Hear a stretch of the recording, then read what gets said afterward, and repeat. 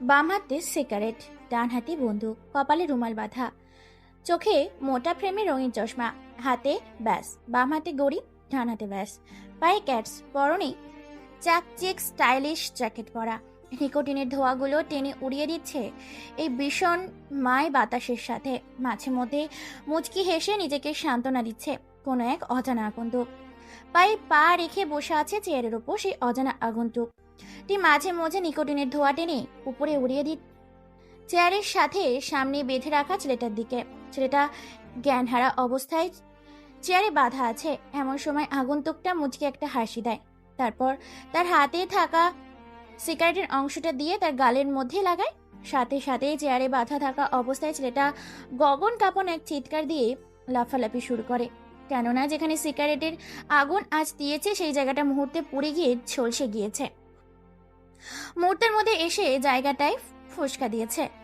এটা দেখে আগন্তুকটা হাসতে থাকে, মনে সুখে সিগারেট টানতে থাকে, চোখ থেকে চশমাটা খুলে টেবিলের ওপর রাখে, হাতে থাকা বন্দুকটা টেবিলের ওপর রেখে দেয়। এরপর মুচকি এসে বলে ওঠে, কি রে, এতদিন আমার ছেলেপেলেগুলো তোকে অত্যাচার করেছে, কোনো কিছুই বলিসনি। আজ আমি জিজ্ঞাসা করছি, সত্যি বলবি? ছেলেটা কোনো কথা বলে না, চুপচাপ চেয়ারে বাঁধা অবস্থায় বসে আছে। আগন্তুকটা আবারও প্রশ্ন করে, সত্যি করে বলবি মাহি কোথায়? ছেলেটা কোনো কথা বলে না, চুপচাপ বসে আছে। এটা দেখে আগন্তুকটা আরেকটা সিগারেট জ্বালিয়ে মনের সুখে টানতে থাকে। আগন্তুক এবার বেশ বিরক্ত হচ্ছে, কেননা ছেলেটা এখনো চুপচাপ সেইভাবেই বসে আছে, কোনো প্রশ্নের উত্তর দিচ্ছে না। এটা দেখে আগন্তুকটা বেশ রেগে যায়, হাতে থাকা সিগারেটের অংশটা চেপে ধরে তার চোখের ওপর। ছেলেটা মুহূর্তের মধ্যেই চিৎকার দেয়, লাফালাফি করতে শুরু করেছে, পাগলের মতো ছটফট শুরু করেছে। যেভাবে একটা মুরগি জবাই করে পরে ছেড়ে দিলে যেটা যেমন ছটফট করে, ঠিক তেমনই ছটফট করতে থাকে চেয়ারে বাঁধা অবস্থায় থাকা ছেলেটি। এটা দেখে অজানা অপরিচিত সেই ভয়ঙ্কর আগন্তুক বলে ওঠে, তোকে আমি শেষবারের মতো জিজ্ঞাসা করছি, সত্যি সত্যি প্রশ্নের উত্তর দিবি নাকি মৃত্যুর দুয়ারে ঢলে পড়বি? আগন্তুকটা আবারও প্রশ্ন করে তাকে। ছেলেটা কোনো কথা বলে না, সেইভাবে চুপচাপ আছে।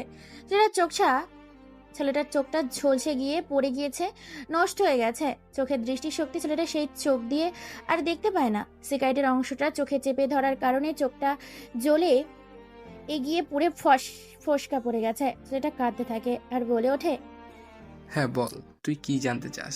তুই যা জানতে চাস আমি তা সব সত্যি বলবো। আমি আর এই অত্যাচার সহ্য করতে পারছি না। সেই ছেলেটার কথা শুনে অজানা আগন্তুকটি হাসতে থাকে, যেন রাফি নামে ছেলেটার কথা শুনে বেশ খুশি হয়েছে, আনন্দ পেয়েছে। এই জন্য সে হাসতে থাকে। হাসতে হাসতে বলে ওঠে, মাহি কোথায়? আর দলের সবাই কোথায় আছে? মাফির কথা শুনে কলিজার পানি শুকিয়ে যায় ছেলেটার। তারপর দলের সবার কথা শুনে যেন তার ভেতরে থাকা আত্মাটা উড়ে যায়, কেননা এটা যে ভয়ঙ্কর, খুব ভয়ঙ্কর একটা ঘটনা। সেই দিনে সেই ভয়ঙ্কর ঘটনা বলতে বা দেখতে গেলে জীবনের আত্মাটা যেন বেরিয়ে যায়। খুব ভয়ঙ্কর ছিল সেই দিনের কথাগুলো, যেদিন সবাই মিলে বিশ্বাসঘাতকতা করেছিল ফারুকের সাথে, যেখান থেকে ফারুকের মৃত্যু দুয়ার থেকে ফিরে এসেছে নিজের প্রতিশোধ নেওয়ার জন্য, আবার সেই রহস্যময় মাফিয়া সিটি শহরে। রাফি হালকা মৃদু কণ্ঠে বলে ওঠে, কাঁদো কাঁদো গলায়, দেখ ভাই, আমাকে ছেড়ে দে। আমি কারো বিষয়ে কোনো কিছু জানি না। তবে এতটুকু বলতে পারি, মাহি বিশ্বাসঘাতকতা করার পর লন্ডনে চলে গেছে। সেখানে সে বেশ সুখে আছে। রাফির মুখে এই কথা শুনে আগন্তুকটা মুচকি একটা হাসি দেয়, কেননা বেইমানটা বেইমানি করার পর লন্ডনে বেশ সুখেই আছে। এই কথাটা শুনে আগন্তুক ফারুক আবার বলে ওঠে, দলের বাকি সবাই কোথায় আছে? আমি সত্যি বলছি ভাই, আমি কোনো কিছু জানি না। তবে এক একজন এক এক শহরে আছে, এক একজন এক এক পদের এক এক দায়িত্ব পালন করছে। বিদেশি মাফিয়াদের তাদের সাথে কন্ট্যাক্ট করে বিভিন্ন জিনিসপত্র এদেশে থেকে পাচার ও দেশ থেকে আমদানি করছে তারা। আমিও তাদের সাথে হাত মিলিয়ে তোমার সাথে বেইমানি করেছি, যার প্রতিফল হিসাবে আজকে আমি তিলে তিলে এখানে যন্ত্রণা আর মৃত্যুর দুয়ারের কাছাকাছি পৌঁছে গেছি। আগন্তুক ফারুক শুধু ফারুক না, তাকে এক নামে শহরের সবাই চেনে, মেন্টাল ফারুক। মেন্টাল ফারুক নামটা শুনলে কলিজার পানি শুকিয়ে যায়, শরীর থেকে আত্মা পালিয়ে যায়। কথা বলতে পারে, আবার কথা বলা মানুষ বোবা হয়ে যায়। এতটাই ভয়ঙ্কর এই মেন্টাল ফারুক। মেন্টাল ফারুক এতটাই ভয়ঙ্কর যে মেয়েরা তার শিশুকে মেন্টাল ফারুকের গল্প শুনে ঘুম পাড়ায়, যেন অবশ শিশুরা এই মেন্টাল ফারুকের ভয়াবহ অত্যাচারের কথা শুনে যেন তারাও বোবা বনে যায়। এতটাই ভয়ঙ্কর হিংস্র হায়না এই মেন্টাল ফারুক। বলে ওঠে, আকাশ পাতাল উত্তর দক্ষিণ যেখানে থাকুক না কেন, প্রত্যেককে খুঁজে মৃত্যু কাকে বলে সেটা দেখিয়ে দেব তাদের নিজের চোখ দিয়ে। ফারুকের এরকম ভয়ঙ্কর রূপ ভয়াবহ। কথা শুনে ভাবতে শুরু করেছে ছেলেটা এতদিন শুধু অত্যাচার করেছিল। ফারুকের ছেলেপুলেগুলো কিন্তু আজকে ফারুক নিজে এসেছে রাফিকে অত্যাচার করতে, রাফির পেট থেকে সমস্ত কথা বের করতে। ফারুক রাফির একটা পা চেপে ধরে, প্রায় পাটা কেটে গিয়ে রক্ত বেরোতে শুরু করেছে। এই ব্যথা যেন সহ্য করতে পারে না রাফি, ভীষণ ভাবে চেপে ধরেছে, ব্যথায় যন্ত্রণায় যেন বারবার ছটফট করছে। রাফি চিৎকার করে ওঠে, ভাই, আমি আর এই মৃত্যুর যন্ত্রণা সহ্য করতে পারছি না। আমাকে মারার হলে একেবারে মেরে ফেলো, এতবার অত্যাচার করে মেরো না।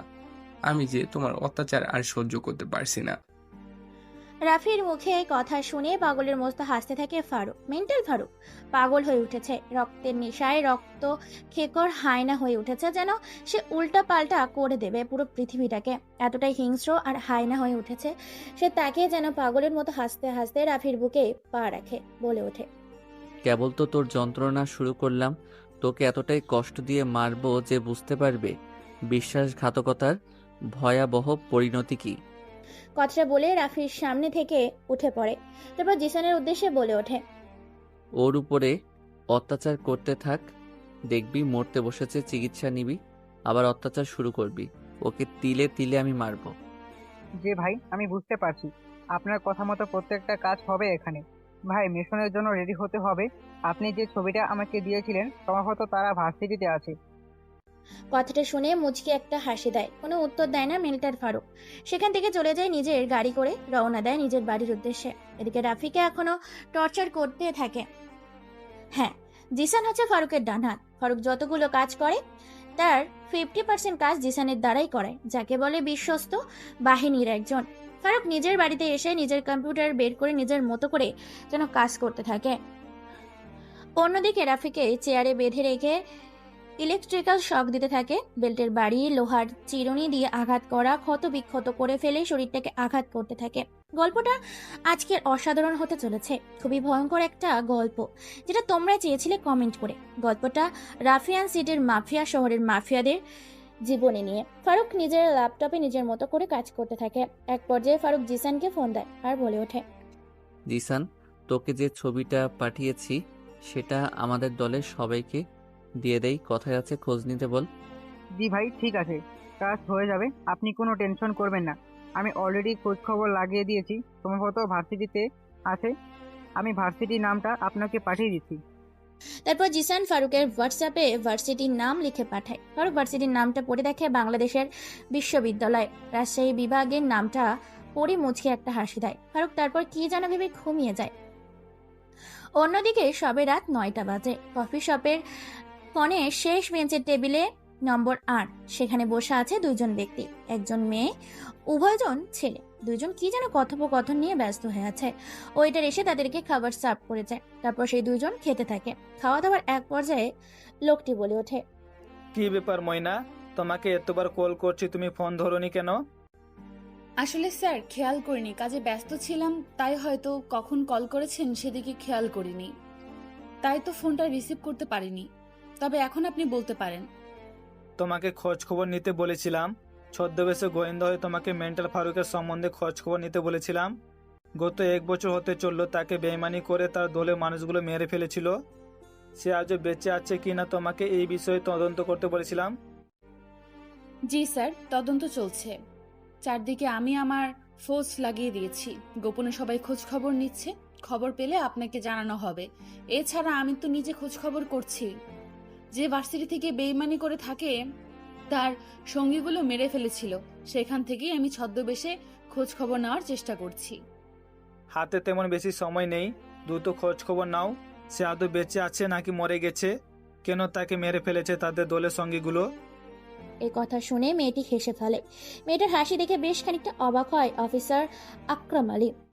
অফিসার আকবর আলী কোনো কিছু বলে ওঠার আগে মেয়েটা আবার বলে ওঠে, স্যার নিশ্চয়ই কোনো তার দলের স্বার্থ ছিল বলেই তার দলের লোকগুলো তার সাথে বেইমানি করেছে।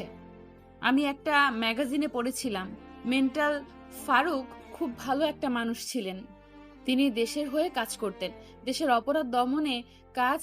যেখানে বাংলাদেশ বাহিনীগুলো করার কথা ছিল, সেখানে মেন্টাল ফারুক নিজের জীবন দিয়ে বাংলাদেশের অপরাধ দমনে কাজে নিজেকে উৎসর্গ করেছিলেন।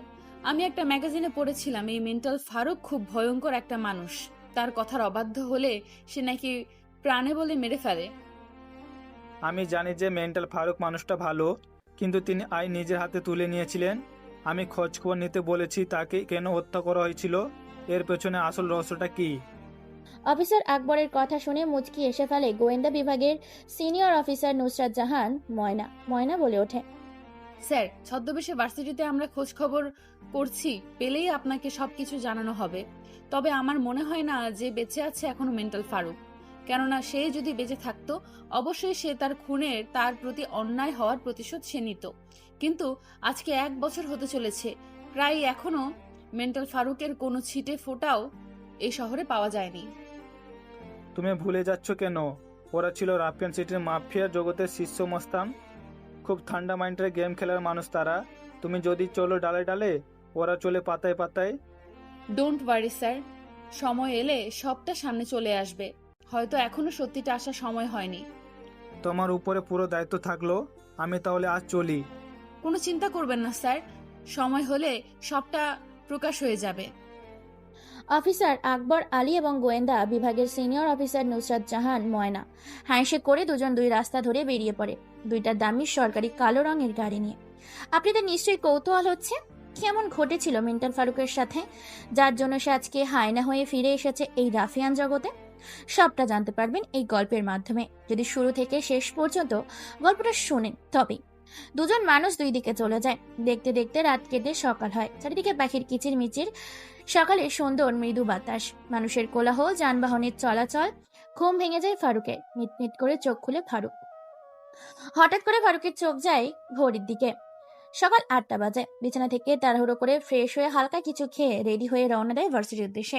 পরনে ঢিলাঢালা পোশাক, 6 প্যাক বডি, সাদা রঙের টি শার্ট পরা। প্রচন্ড রোদে শরীরটা ঘেমে একাকার। শরীরের সাথে টি শার্টটা লেপটে আছে। ঘেমে একাকার, মুখ দিয়ে ঘাম চুইয়ে চুইয়ে পড়ছে। দেখতে স্মার্ট খ্যাত। পায়ে তার স্যান্ডেল, বেশ পুরনো। চুলগুলো চিরুন দিয়ে আছড়ে নেওয়া। চোখে কোনো চশমা নেই। চশমা ছাড়াই ছেলেটা পায়ে হেঁটে ভার্সিটি গেটের সামনে চলে আসে। গেটের সামনে এসে হালকা করে মাথাটা উঁচু করে ভার্সিটির নামটা দেখে মুচকি হেসে ভার্সিটির ভেতর প্রবেশ করে। ভেতরে প্রবেশ করে এদিক ওদিক একবার তাকিয়ে মাথা নিচু করে পায়ে হেঁটে রওনা দিচ্ছে নিজের ক্লাসরুমের উদ্দেশ্যে। এমন সময় পেছন থেকে ডাক দিয়ে বলে ওঠে কেউ একজন, এই যে হিরো, তোকেই ডাকছি, সাদা রঙের টি শার্ট, এদিকে আয়। ছেলেটা কারো ডাক শুনে পেছনে ঘুরে তাকিয়ে দেখতে পায় বেশ কিছু ছেলে পেলে একসাথে আছে। ছেলেটা সেদিকে খেয়াল না করে বাইরে আবার রওনা দেয়। পেছন থেকে আবার বলে ওঠে, এই যে হিরো, সাদা রঙের টি শার্ট পরা, তোকে ডাকছি, তোর বড় ভাই, আমরা তোকে ডাকছি, এদিকে আয়। ছেলেটা এবার সেখানে থমকে দাঁড়ায়। এদিক ওদিক ভালো করে তাকিয়ে দেখতে পায় কেউ সাদা রঙের টি শার্ট পরেনি, শুধুমাত্র সেই সাদা রঙের টি শার্ট পরেছে। এমন সময় পেছন ঘুরে ছেলেগুলোর দিকে তাকায়। উপস্থিত থাকা ছেলেগুলো চোখের ইশারা দেওয়ার সাথে সাথে ছেলেটা তাদের সামনে গিয়ে দাঁড়ায়। ছেলেটা দাঁড়ানোর সাথে সাথে তাদের লিডার বেশ কয়েকটা থাপ্পড় মারে ছেলেটাকে। ছেলেটার থাপ্পড় খেয়ে হতবাক দৃষ্টিতে তাকিয়ে থাকে তাদের দিকে। ছেলেকে এভাবে তাকিয়ে থাকতে দেখে ছেলেগুলোর লিডার আবার বলে ওঠে, কিরে, তোকে এতক্ষণ ধরে ডাকছি, আমাদের কথাগুলো কি তোর কানে যায় না? ছেলেটার থাপ্পড় খেয়ে ভ্যাবাচাকা খেয়ে যায়। ভার্সিটির এদিক ওদিক তাকিয়ে দেখতে পায় পুরো ভার্সিটি তাদের দিকে তাকিয়ে আছে। ছেলেটা কোনো কিছু না ভেবে মুচকে একটা হাসি দেয়। তারপর ছেলেগুলো লিডারের প্রশ্নের উত্তর দিয়ে বলে ওঠে, জি ভাইয়া, বলেন কি বলবেন। ছেলেটার মুখে এরকম কথা শুনে উপস্থিত থাকা সবাই হেসে ওঠে। ছেলেগুলোর লিডার ছেলেটির শার্টের কলার ঠিক করে দিয়ে বলে ওঠে, এই ভার্সিটিতে নিশ্চয়ই তুই নতুন এসেছিস, তাই না? কোন ডিপার্টমেন্ট? ছেলেগুলোর কথা শুনে মুচকে একটা হাসি দেয় ফারুক। হ্যাঁ, এটা আর কেউ না, মেন্টাল ফারুক। ছদ্মবেশে কলেজের ভেতর এসেছে নিজের প্রতি হওয়া অন্যায়ের প্রতিশোধ নিতে। কেননা সব রহস্যই কলেজে লুকিয়ে আছে, যেটাকে খুঁজে বের করে এক এক করে প্রতিশোধ নিতে হবে। বেঈমানদেরকে খুঁজে খুঁজে বেঈমানির বিশ্বাসঘাতকতা করার ভয়ঙ্কর পরিমাণ কি হতে পারে সেটা বুঝিয়ে দিতে হবে। যার জন্য ছদ্মবেশে ফারুক আজকে রাজশাহী বিভাগের বিশ্ববিদ্যালয়ে উপস্থিত হয়েছে ছদ্মবেশে। ফারুক মুচকি এসে বলে ওঠে, জি ভাই, ইংলিশ ডিপার্টমেন্ট, অনার্স, 2য় বর্ষের ছাত্র। আজকে আমার মুড ভালো নেই, তাই তোকে ছেড়ে দিলাম, না হলে অবশ্যই র্যাগিং করতাম। আমাদের যেখানে সেখানে দেখলে অবশ্যই সালাম করবি। ঠিক আছে ভাই। এই বলে ফারুক সেখান থেকে চলে যায়, কোনো কথা বলে না। ফারুক নিজের অপমানে ভাবতে থাকে। ভাবতে ভাবতে হেঁটে ক্লাসরুমের ভেতর প্রবেশ করছিল, এমন সময় কোনো কিছুর সাথে ধাক্কা খেয়ে নরম কোনো বস্তুর উপর পড়ে যায় ফারুক। ফারুক বুঝতে পারে না হঠাৎ করে কিসের সাথে ধাক্কা খেয়ে পড়ে যায় নরম কোনো জিনিসের উপর। বেশ কিছু সময় এইভাবে নীরবতায় কেটে যায়। হঠাৎ করে কেউ একজন ফারুককে তাড়াহুড়ো করে ধাক্কা দিয়ে উঠে দাঁড়ায়। ফারুক এখনো নিচে পড়ে আছে। এবার ফারুকের শার্টের কলার ধরে দূরে দাঁড় করে কেউ একজন। ফারুকের তাকানোর আগেই পর বেশ কয়েকটা থাপ্পড় পড়ে তার গালে। আর মেইলি কণ্ঠে কেউ একজন বলে ওঠে, বেটা খচ্চর লুচু কোথাকার, সুন্দরী মেয়ে দেখলেই ধাক্কা দিতে ইচ্ছা করে। তোর আজকে ধাক্কা দেওয়া বের করছি। এই বলে ফারুককে মেয়েটা ধাক্কা দিতে থাকে। ফারুক ধাক্কা খেয়ে বারবার পড়ে যাচ্ছে। ফারুক কোনো কিছু বলতে পারে না, কেননা ফারুকের কোনো কিছু বলার সুযোগটাই দিচ্ছে না। মেয়েটা বারবার ফারুককে ধাক্কা দিচ্ছে। এইভাবে ধাক্কা দিতে দিতে ফারুককে ক্লাসের ভেতর নিয়ে যায়, যেখানে শুধু মেয়েগুলো ফারুকের চারিদিকে তাকিয়ে দেখতে পায় পুরো ক্লাসরুম মেয়ে দিয়ে পরিপূর্ণ। ফারুক খানিকটা ভয় পেয়ে যায়। মেয়েটা এবার বলে ওঠে, বেটা গাইয়া খ্যাত কোথাকার, তুই কি চোখে দেখতে পারিস না জলজান্ত একটা মানুষকে ধাক্কা দিয়ে ফেলে দিলি? তোর জন্য কতটা ব্যথা পাইলাম বলতো। হঠাৎ করে মেয়ে কণ্ঠ এতগুলো গালি শুনে ছেলেটা হতবাক দৃষ্টিতে সামনে তাকিয়ে আছে, যেন চোখের পলক ফেলে না। এক দৃষ্টিতে ছেলেটা তাকিয়ে আছে মেয়েটার দিকে। মেয়েটা আবার ঝাড়ি দিয়ে বলে ওঠে, বেটা খ্যাত ধাক্কা দিয়ে আবার ড্যাব ড্যাব চোখে তাকিয়ে আছিস? সরি না বলে খ্যাতের মতো দাঁড়িয়ে আছিস কেন? সরি বল। ছেলেটা হারিয়ে গেছে কোনো এক সব কথার জগতে। তাকে যে কেউ গালি দিচ্ছে এদিকে তার কোনো খেয়াল নেই। নিজের মতো করে কি যেন ভেবে চলেছে। সুন্দর দৃষ্টিতে তাকিয়ে আছে মেয়েটির দিকে। আনমনে নিজের মতো করে সেই স্বর্গের সাগরে হারিয়ে গেছে মেয়েটির দিকে তাকিয়ে আছে অপলক চোখ নিয়ে। মেয়েটি এবার ছেলেটার সামনে তুড়ি বাজাতেই সাথে সাথে ছেলেটার ঘড়ির জগৎ থেকে ফিরে আসে। আমতা আমতা করে ছেলেটা বলে ওঠে, sorry, I am very sorry. আসলে আপু আমি বুঝতে পারিনি। চুপ বেটা, ধাক্কা দিয়ে ফেলে দিয়ে শুধু সরি বললেই হবে? তোকে এখানে কান ধরে উদ্বাস করতে হবে। ছেলেটার এমন কথা শুনে তার ভয়ে গলা শুকিয়ে গেছে। আমতা আমতা করতে থাকে, কেননা পুরো ক্লাসরুম জুড়ে শুধু মেয়ে আর মেয়ে, কোনো ছেলে নেই। এতগুলা মেয়ের সামনে কান ধরে উঠবস করলে তো মান সম্মানের টিকটাও খুঁজে পাওয়া যাবে না। তাই ছেলেটা লজ্জায় পড়ে যায়, কি করবে বুঝতে পারে না। ছেলেটা আমতা আমতা করে বলে ওঠে, আচ্ছা আপু, আমাকে কি অন্য শাস্তি দেওয়া যায় না? না, তোর জন্য এই শাস্তিটা বেটার, কারণ তুই চোখ পকেটে নিয়ে ঘুরিস। চোখের জায়গায় রাখলে তো তোকে আজকে বিপদে পড়তে হতো না। তাছাড়া তোকে দেখে মনে হচ্ছে তোর ভার্সিটির আজকে প্রথম দিন। ছেলেটা মেয়েটার মুখে এই কথা শুনে খানিকটা আশ্বাস পায়। তারপর মুচকি হেঁটে ছেলেটা মিষ্টিময় কণ্ঠে বলে ওঠে, হ্যাঁ আপু, এই ভার্সিটিতে আজকে আমার প্রথম দিন। আমি অনার্স দ্বিতীয় বর্ষের ছাত্র। আমার ডিপার্টমেন্ট ইংলিশ। মেয়েটা তো ছেলেটার কথা শুনে অবাক, কেননা দেখতে খ্যাত হলেও ছেলেটা বেশ স্মার্ট আছে, তাও আবার ইংলিশ ডিপার্টমেন্ট নিয়ে পড়াশোনা করছে। এটা শুনে তো প্রত্যেকটা মেয়ে টাসকে খেয়ে গেছে। সেটাকে দেখতে যেমন অনুযায়ী ছেলেটা এই সাবজেক্টের সাথে যায় না, তবুও ছেলেটা ইংলিশ ডিপার্টমেন্ট নিয়ে পড়ছে। মেয়েটার এই কথা শুনে বলে ওঠে, তোকে দেখে তো মনে হয় না যে তুই এই ভার্সিটির ছাত্র, তাও আবার ইংলিশ ডিপার্টমেন্ট নিয়ে পড়তেছিস। এবার অনার্স দ্বিতীয় বর্ষের ছাত্র তুই। জি আপু, আমি অনার্স দ্বিতীয় বর্ষের ছাত্র, ইংলিশ ডিপার্টমেন্ট। তাহলে তো তুই আমাদের ক্লাসের। আমরাও তো ইংলিশ ডিপার্টমেন্ট অনার্স দ্বিতীয় বর্ষের ছাত্রী। যেহেতু তুই আমাদের ডিপার্টমেন্টের, তাই তোকে আজকে ছেড়ে দিলাম। তবে হ্যাঁ শোন, আমি যেটা বলবো তোকে সেটাই করতে হবে। আমাদের কথার অবাধ্য হলে কিন্তু তোকে নাকে দড়ি দিয়ে ঘুরাবো। জি আপু, আমি বুঝতে পেরেছি। শোন, একটা কাজ কর, আমাদের জন্য বাদাম নিয়ে আয়, যেহেতু তুই আমাদের ডিপার্টমেন্টের। ঠিক আছে আপু, টাকা দেন, আমি এনে দিচ্ছি। ছেলেটা এটা বলাতে মেয়েটা আরো বেশ কয়েকটা থাপ্পড় দেয় আর মুচকি এসে বলে ওঠে, বেটা চান্দু, আমরা হলাম তোর ক্লাসের একই ডিপার্টমেন্টের ছাত্রী। তুই আমাদের বন্ধু, তোর বান্ধবীদের খাওয়াবি, তার জন্য তুই আমাদের কাছে টাকা চাচ্ছিস? তুই তো বেশ শিয়ানাবাস। মেয়েটার মুখে এই কথা শুনে ছেলেটা টাসকি খেয়ে যায়। কি বলবে কি করবে বুঝতে পারে না, লজ্জায় পড়ে যায় ছেলেটা।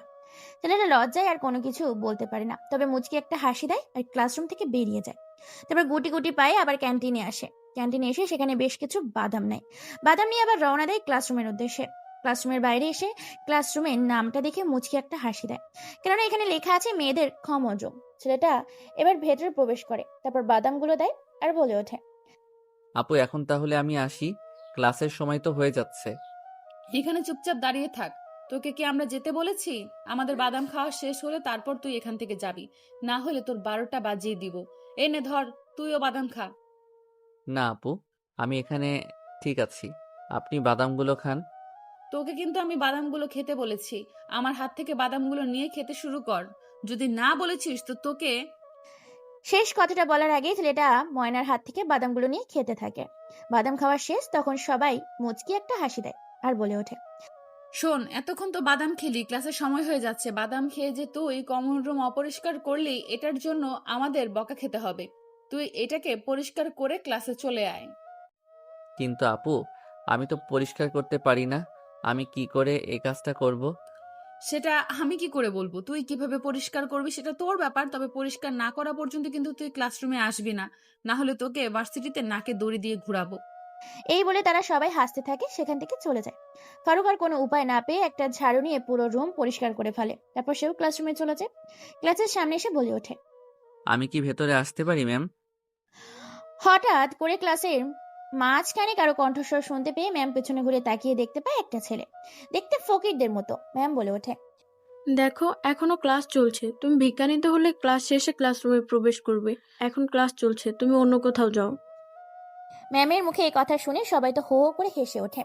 সবাই হাসতে থাকে, শুধু ময়না হাসে না, বাকি সবাই হেসেছে। এটা খেয়াল করেছে ফারুক। ম্যামের কথা শুনে সবাই হাসতে থাকে। ময়না বলে ওঠে, ম্যাম, এইভাবে কাউকে নিয়ে হাসি ঠাট্টা করা কিন্তু মোটেও ভালো না। আর ও হচ্ছে কোনো ভিখারি না। এই ভার্সিটির ইংলিশ ডিপার্টমেন্টের অনার্স দ্বিতীয় বর্ষের ছাত্র। মানে ম্যাম, আপনার ক্লাসের ছাত্র। ম্যাম তো এই কথা শুনে টাসকি খেয়ে যায়, কেননা সবাই দেখতে ছেলেটা যেমন, তার থেকে ভয়ঙ্কর বিষয় হচ্ছে সে ইংলিশ ডিপার্টমেন্ট নিয়ে পড়তেছে। ম্যাম এবার বলে ওঠে, হ্যাঁ, তুমি ভেতরে আসো। আর তোমার শরীরের এমন পোশাক আশাক কেন? তোমার কি ভালো পোশাক আশাক নেই? এসব ফকিরদের মতো কি পরে এসেছো ভার্সিটিতে? ভার্সিটিতে ভালো করে পরিষ্কার পরিচ্ছন্ন হয়ে আসতে হয়, তুমি জানো না? যাই হোক, তুমি বসো। কাল থেকে ভালো পোশাক পরে আসবে। ছেলেটা কোনো কথা বলে না, চুপচাপ শেষের বেঞ্চে গিয়ে বসে পড়ে। তারপর পাশে একটা ছেলে বসে আছে, কিন্তু কেউ কোনো কথা বলে না। এইভাবে দেখতে দেখতে পুরো ক্লাসরুম শেষ হয়ে যায়। সবাই এক এক করে ক্যান্টিনে চলে যায়। ক্যান্টিনে গিয়ে যে যার মতো আড্ডা দিতে থাকে। এরপর আবার ক্লাস করে। ক্লাসে এবারও নতুন ম্যাম এটা এসেছে। নিজের মতো করে সমস্ত কাজ শেষ করে কলেজ ছুটির সময় যে যার মতো বেরিয়ে যায়। রাস্তা দিয়ে হেঁটে চলেছে এক ফারুক। ফারুক নিজের মতো করে একা একা পায়ে হেঁটে চলে যায় নিজের গন্তব্যের উদ্দেশ্যে। প্রবেশ করে একটা বস্তিতে। বস্তিটা ভীষণ নোংরা। বস্তির আনাচে কানাচে অলিতে গলিতে প্রবেশ করে। তারপর চোখের পলকে চলে আসে তার বিশাল বহুল রাজপ্রাসাদ বাড়িতে। হ্যাঁ, এটা রাজপ্রাসাদের থেকে কম কিছু নয়, রাজপ্রাসাদের থেকেও অনেক বড়। যেখানে অসংখ্য সিকিউরিটি, বাড়িটা সেফটির জন্য রাখা হয়েছে। বাড়িটা যেন সোনা দিয়ে তৈরি করা, শুধু চকচক করছে। একদম এলাকার ভেতরে। কেউ জানে না যে এলাকার ভেতরে এত সুন্দর একটা বাড়ি আছে। সবাই জানে এই নোংরা বস্তিটা নোংরা জায়গায়, এখানে কোনো বাড়ি নেই, কিন্তু বস্তির ভেতরে মাঝখানে বিশাল রকমের একটা বাড়ি আছে। এটা কেউ জানে না। সেই বাড়িতে প্রবেশ করে ফারুককে দেখে সবাই চমকে যায়। কেউ কোনো কথা বলতে পারে না। ফারুক নিজের রুমে প্রবেশ করে হালকা ফ্রেশ হয়ে নাস্তা করে নেয়। এবার আবার নিজের কম্পিউটার নিয়ে বসে পড়ে। কম্পিউটারে কি যেন কাজ করতে থাকে নিজের মতো করে, কোনো দিকে তার খেয়াল নেই। কাজ করতে থাকে নিজের মতো করে। বেশ কয়েকটা পিক আর কিছু সিসিটিভি ফুটেজ একত্রিত করে কি যেন তৈরি করে। এমন সময় হঠাৎ করে পকেটে থাকা ফোনটা বেজে ওঠে। পকেট থেকে ফোনটা বের করে দেখতে পায় ফোন করেছে জিসান। তাই আর দেরি না করে ফোনটা রিসিভ করে। ফোন রিসিভ করার সাথে সাথে জিসান বলে ওঠে, ভাই, আপনার কথা মতো রাফিকে অনেক অত্যাচার করেছি, কিন্তু এখনো কোনো সত্য কথা বলেনি। এই কথা শুনে ফারুক একটা মুচকি হাসি দেয়। যে হাসিতে লেগে আছে ভয়ঙ্কর কিছু অজানা কথা, যে কথাগুলো কেউ জানে না, সবার অজানা। ফারুক বলে ওঠে, সবকিছু রেডি করতে বলো, আমি আজকে যাচ্ছি চিরদিনের জন্য ওকে বিদায় দিতে। ওকে ভাই, ঠিক আছে, কাজ হয়ে যাবে, কোনো সমস্যা নেই। এই বলে কলটা কেটে দেয় ফারুক। এরপর ফারুক নিজে কি যেন ল্যাপটপে কাজ করতে থাকে। এদিকে জিসান রাফিকে এলো পাত্রী মারতে থাকে, কিন্তু রাফি মুখ খুলছে না। অন্যদিকে আবার ছদ্মবেশে বেরিয়েছে খোঁজ খবর নিতে। 1 বছর আগে বা 1 বছরের কাছাকাছি কি এমন ঘটেছিল রাফিয়ান সিটি রাজ্যের মাফিয়া জগতের ক্যাপ্টেন ফারুকের সাথে, যার কারণে তাকে নিজের দলের মানুষের পরিকল্পনা করে মেরে ফেলেছে। সেটা খোঁজ খবর নিতে বেরিয়েছে ছদ্মবেশে, বিভিন্ন জন বিভিন্ন রূপে। ময়না বেরিয়েছে ছদ্মবেশে, এই ক্লাব থেকে ও ক্লাব ঘুরে বেড়াচ্ছে, কিন্তু কোনো সূত্রই খুঁজে পায় না সে। এদিকে ফারুক রেডি হয়ে বেরিয়ে পড়ে। বড় বড় 3-3টে গাড়ি ফারুকের সাথে বেরিয়ে যায়। ফারুক গাড়ির ভেতরে কাজ করতে থাকে, যেন তার 1 মিনিট 1000 টাকার সমান। ফারুক তার তলের ছেলেগুলোকে নিয়ে আসে গোডাউনে। তারপর ফারুকের গাড়ি জানালা খুলে দেয়। ফারুক গাড়ি থেকে বের হয়। গাড়ি থেকে বের হওয়ার সাথে সাথে একটা ছেলে ফারুকের সিগারেট জ্বালিয়ে দেয়। ব্ল্যাক কালারের সিগারেটটা ফারুক মনে সুখে টানতে থাকে। ভেতরে প্রবেশ করে ফারুক। ফারুককে দেখে জিসান সরে যায়। তারপর ফারুকের পেছনে একটা চেয়ার এনে দেয়। ফারুক পায়ের উপর পা রেখে চেয়ারে বসে পড়ে। তারপর ফারুক মুচকি এসে বলে ওঠে, দেখ, তোকে শেষ সুযোগ দিচ্ছি। মৃত্যুর আগে সব সত্যি কথা বলে যা। তুই একা কেন মরবি? তুই তো একা আমার সাথে বেইমানি করিসনি, ওরা সবাই মিলে করছে। শুধু তুই একা কেন মরবি? মরতে হলে তাদেরকেও তোর সাথে মরতে হবে। তাই তোর উচিত আমাকে শেষবারের মতো সত্যি কথাগুলো বলে দেওয়া। এ কথা শুনে ভাবতে থাকে রাফি। রাফি মনে মনে ভাবতে থাকে, সত্যি তো, আমি তো একা বেইমানি করিনি, ওরাও বেইমানি করেছে। আমি তো এতদিন ধরে এখানে এত অত্যাচার, এত যন্ত্রণা সহ্য করছি শুধুমাত্র তাদের জন্য। তাহলে তারা কেন শাস্তি পাবে না? ফারুক ভাই তো ঠিকই বলেছে, আমি মরলে তাদেরকেও মরতে হবে। আমি সব সত্যি বলে দেব। ভাবতে থাকে রাফি নিজের মতো করে। ফারুক মুচকি হেসে দেয়, কারণ রাফি টোপ গিরে নিয়েছে। রাফি বলে ওঠে, ভাই, আসলে রাফসান ভার্সিটিতে যাতায়াত করে, কেননা সে ভার্সিটির ডন ভিবি আর রুদ্র ভার্সিটির সভাপতি। তাদের দুজনকে তুমি সেখানে পাবে। সুমনকে পাবে হীরের ব্যবসায়ী, কারণ সে হীরের ব্যবসা করে। তোমার সাথে বেইমানি করার পর চৌধুরী সাহেব তাকে হীরের ব্যবসার দায়িত্ব দিয়েছে। মাহি বিদেশে গিয়ে সেটেল হয়ে গেছে। লন্ডনের মাটিতে তার রাজত্ব চলে। আর রাকিব শহরে যতগুলো অপরাধ করে সবগুলোর অপরাধীর লিড রাকিব দেয়। এর থেকে বেশি কিছু আমি জানতাম না। কথাটা শুনে হাসতে থাকে ফারুক, যেন সে কথাগুলো শুনে পাগল হয়ে উঠেছে। ফারুকের সামনে একটা ব্যাগ নিয়ে আসা হয়। ব্যাগের চেইন খুলতেই যেন রাফির শরীর থেকে আত্মাটা ভয়ে পালিয়ে যায়, কেননা সব ভয়ঙ্কর ভয়ঙ্কর আগ্নেয় অস্ত্র রাখা আছে সেখানে, যেটা একটা সুস্থ মানুষ দেখলেই ভয়ে অসুস্থ হয়ে যাবে। ব্যাগের ভেতর থেকে একটা ব্লেড, একটা প্লাস বের করে। তারপর 5টা হাতের আঙুল চেপে ধরে। ক্যাচ ক্যাচ করে হাতের 5টা করে 10টা আঙুল কেটে ফেলে। তাজা রক্তগুলো গড়গড় করে বের হতে থাকে। ব্যথায় ছটপট করতে থাকে রাফি। রাফি একটা গগন ফাটানো চিৎকার দেয়। তার এই চিৎকার যেন সবার আত্মা কেঁপে যায়। জিসান সহ বাকি সবাই কয়েক হাত দূরে পিছিয়ে যায় ভয়ে, কেননা তারা জানে ফারুকের সাথে বেইমানি এবং বিশ্বাসঘাতকতা করলে তাদের মৃত্যুটা কতটা ভয়ঙ্কর হতে পারে, যেটা নিজের চোখে দেখেছে বহুবার জিসান এবং তার দলবল। রাফু চিৎকার করে যাচ্ছে। ফারুকের ভালো লাগেনি, তাই ফারুক মুখের ভেতর একটা লোহার চিরুনি ঢুকিয়ে দেয়। তারপর জিহ্বাটাকে অনেকটা বার করে এনে কেটে ফেলে। জিহ্বা ছাড়া মুখ থেকে তাজা গাঢ় রয়াল রক্ত গড়গড় করে বেঁধে থাকে।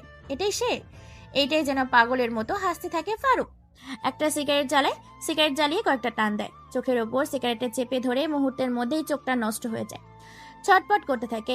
ব্যথায় রাফি চিৎকার করছে, কিন্তু তার চিৎকার বের হয় না, কেননা তার মুখের ভেতরে থাকা জিহ্বাটা কেটে ফেলেছে ফারুক। ফারুক মুচকি এসে বলে ওঠে, আমার সাথে বেইমানির ভয়াবহ পরিণতি কি হতে পারে দেখেছিস তো? রাফি নামের ছেলেটা চোখ থেকে নোনা পানি গড়িয়ে পড়ে রক্তের সাথে। এরপর ফারুক কয়টা গরম লোহার শিক এনে তার কানের ভেতর ঢুকিয়ে দেয়। এরপর ওপর করে দেয়। তারপর পুরো মাথাটাকে থামিয়ে দেয়।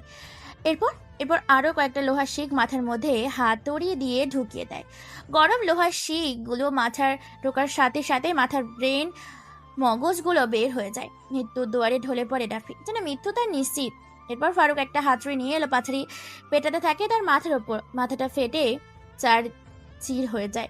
পুরো মাথাটা থেতলে দেয় ফারুক। এরপর ফারুক একটা ড্রিল মেশিন নিয়ে রাশিয়ান সিটির রাজা ক্যাপ্টেন মেন্টাল ফারুক নামে একটা শিনমোহর এঁকে দেয় তার শরীরের বিভিন্ন জায়গায়, আর বলে ওঠে, লাশটাকে ফেলে দিয়ে আসবে ভার্সিটির মাঠে। কালকে যেন এই লাশের অবস্থা দেখে সকলের আত্মা কেঁপে ওঠে। জি ভাই, কাজ হয়ে যাবে। নেক্সট টার্গেট কাকে বানাবেন? রাফসান আর রুদ্রকে তুলে আনার ব্যবস্থা কর। ওকে ভাই, ঠিক আছে, কাজ হয়ে যাবে। তারপর ফারুক বেরিয়ে পড়ে নিজের বাড়ির উদ্দেশ্যে। এদিকে রাতের আধারে গোয়েন্দা হয়ে পাগলের মতো ছদ্মবেশে এদিক ওদিক ঘুরে বেড়াচ্ছে ময়না, সাথে তার পুরো টিম। ময়না পাগলের বেশে একটা নাইট ক্লাবের সামনে বসে আছে ছেলেদের ছদ্মবেশে। এমন সময় পকেটে থাকা ফোনটা বেজে ওঠে। এদিক ওদিক তাকিয়ে ময়না পকেট থেকে ফোনটা বের করে স্ক্রিনে তাকিয়ে দেখতে পায় কল করেছে তার জুনিয়র অফিসার রিমি। ফোনটা রিসিভ করে রিমি ফোনের ওপাশ থেকে বলে ওঠে, হ্যালো ম্যাম, আপনি কোথায় আছেন? আমি পুরো খোঁজ খবর নিয়েছি, বিভিন্ন সিসিটিভি চেক করেছি, কোথাও কোনো খোঁজ পাইনি। তবে আমার মনে হয় এখনো বেঁচে আছে মেন্টাল ফারুক। তোর এটা মনে হচ্ছে কেন যে মেন্টাল ফারুক এখনো বেঁচে আছে? বেঁচে থাকার রহস্যটা কি তুমি আমাকে খুলে বলো।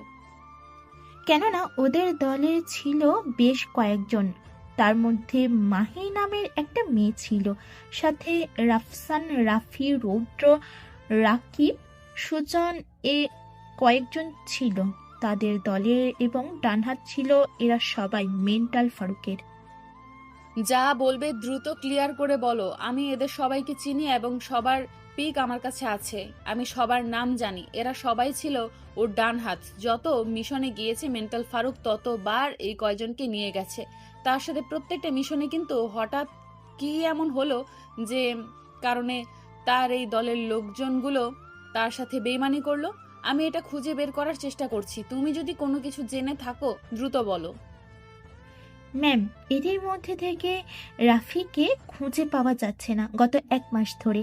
মাহির লন্ডনের মাটিতে আছে, বাকিগুলোর খবর জানি না, তবে রাফসান, রুদ্র ভার্সিটিতে যাতায়াত আছে। তার মানে তুমি বলতে চাইছো যে মেন্টাল ফারুক এখনো বেঁচে আছে, আর সে গোপনে নিজের আত্মপ্রকাশ না করে গোপনে সবার চোখের আড়ালে থেকে নিজের প্রতি হওয়া বেইমানি এবং অন্যায়ের প্রতিশোধ নিচ্ছে। রাফিকে তুলে নিয়ে গিয়েছে মেন্টাল ফারুক। জি ম্যাম, মেন্টাল ফারুক রাফিকে তুলে নিয়ে গেছে, আমি 100% শিওর। আমার তো এখন এটাও মনে হচ্ছে যে কিছু দিনের মধ্যে আত্মপ্রকাশ করবেন মেন্টাল ফারুক। আইসি, তুমি সুন্দর একটা তদন্ত করেছো। আমি খুব খুশি হয়েছি। আমি স্যারকে সব কিছু জানিয়ে দিচ্ছি। তুমি আরো তদন্ত করো। যে করেই হোক এর আসল রহস্য খুঁজে বের করতে হবে।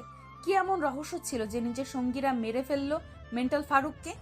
ওকে ম্যাম, ঠিক আছে। এই বলে রিমি কল কেটে দেয়। অন্যদিকে নাইট ক্লাবের বাইরে বসে আছে এখনো পাগলের বেশে, ছদ্মবেশে বহুরূপী হয়ে নুসরাত জাহান ময়না। এক এক করে নাইট ক্লাব থেকে বের হচ্ছে সবাই।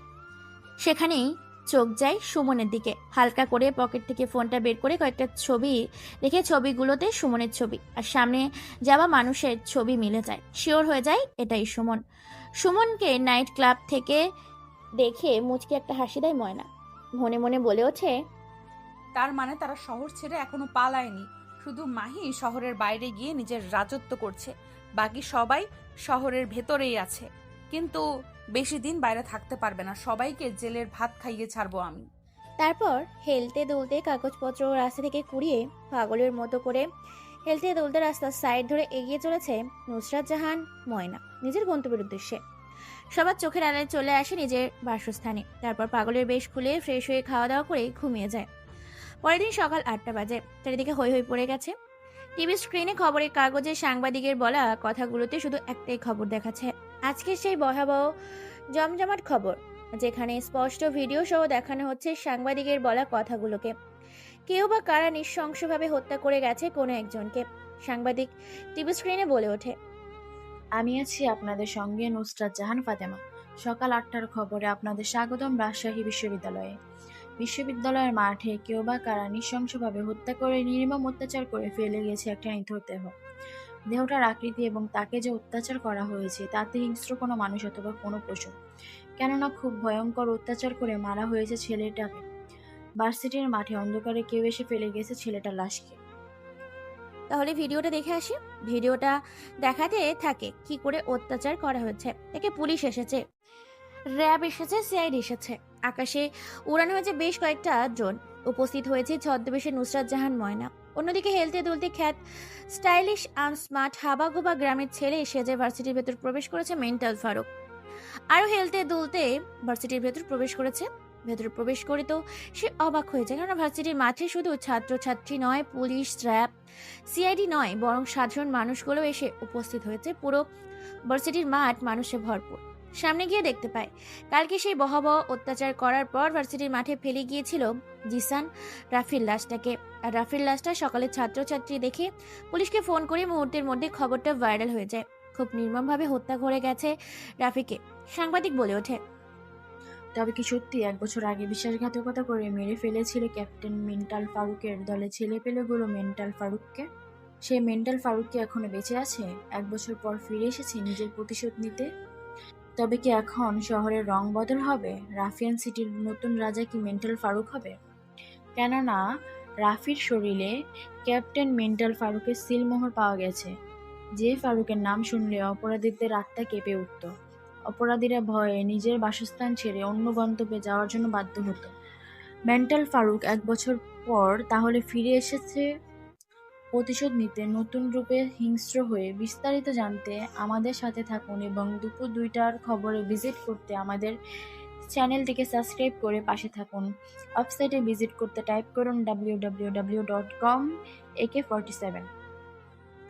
সাংবাদিকের কথাগুলো এতক্ষণ টিভি স্ক্রিনে ছড়িয়ে পড়েছে সারা পৃথিবীতে। সারা পৃথিবীর মানুষ জানতো, প্রত্যেকটা দেশ জানতো। পশ্চিমা দেশগুলো থেকে শুরু করে বাংলাদেশের মতো ছোট একটা দেশ পর্যন্ত সবাই জানতো এই মেন্টাল ফারুককে, ক্যাপ্টেন মেন্টাল ফারুককে। সারা পৃথিবীর মানুষ চিনতো, প্রত্যেকটা দেশ চিহ্নিত মেন্টাল ফারুকের নাম শুনে আবারও সেই রকম অপরাধীদের মধ্যে আতঙ্ক সৃষ্টি হয়ে গেছে। এটা দেখে মুচকি একটা রহস্যময় হাসি দেয় ফারুক। ফারুক মনে মনে ভীষণ আনন্দ পেয়ে যায়, কেননা ফারুক নামটা শুনে সবার মধ্যেই আতঙ্ক সৃষ্টি হয়ে গেছে। রুদ্র, রাফসান, সুমন, রাকিব, মাহি এই খবরটা দেখে আতঙ্কে পড়ে যায়। একে অপরকে কল করতে থাকে। ভয়ে তাদের কলিজার পানি শুকিয়ে গেছে। তারা ভয়ে ভয়ে ভাবতে থাকে, ফারুক যদি সত্যি বেঁচে থাকে তাহলে মৃত্যু তাদের নিশ্চিত। এই ভয়ে রুদ্র আর রাফসান বলে ওঠে, তার মানে এখনো ফারুক ভাই বেঁচে আছে? আর এতদিন আমরা রাফিকে খুঁজে পাচ্ছিলাম না, কেননা রাফি তার কাছে বন্দী ছিল 1 মাস ধরে। রাফির অমানবিক অত্যাচার করেছে, রাফিকে মেরে ফেলেছে। তুই একদম ঠিক বলেছিস। যত দ্রুত সম্ভব একটা মিটিং ডাকতে হবে, না হলে মৃত্যু আমাদের জন্য নিশ্চিত। ফারুক ফিরে এসেছে মানে সে তালগোল পাকিয়ে দেবে, পুরো শহরে আকাশ পাতাল হলো খুঁজে বের করবে এক এক করে আমাদের সবাইকে। আজকে ভার্সিটিতে যাব, তারপর মিটিং এর সময় ঠিক করব, কি বলিস? ওকে, চল তাহলে এখন ভার্সিটির উদ্দেশ্যে বেরিয়ে পড়ি, তাহলে অন্তত নিজের চোখে লাশটা দেখা যাবে রাফির। ওকে, ঠিক আছে, চল। ভার্সিটির মাঠে উপস্থিত হয়েছে হাজার হাজার ছাত্রছাত্রী, শিক্ষক শিক্ষিকারা, সাধারণ মানুষ। পুরো ভার্সিটির মাঠ জুড়ে শুধু মানুষ আর মানুষ। এমন সময় ভার্সিটিতে প্রবেশ করে কালো রঙের একটি গাড়ি।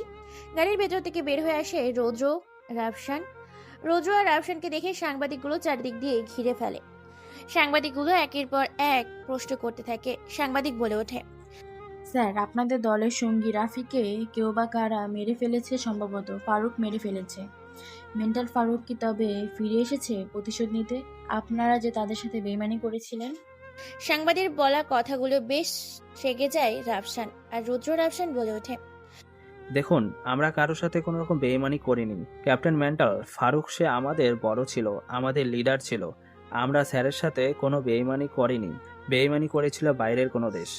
কিন্তু সাধারণ মানুষ এবং দেশের বাহিরের সব মানুষ তো জানতো যে আপনারা নাকি বেইমানি করেছেন তার সাথে। বেইমানি করে তাকে হত্যা করেছেন শুধুমাত্র ক্ষমতার জন্য।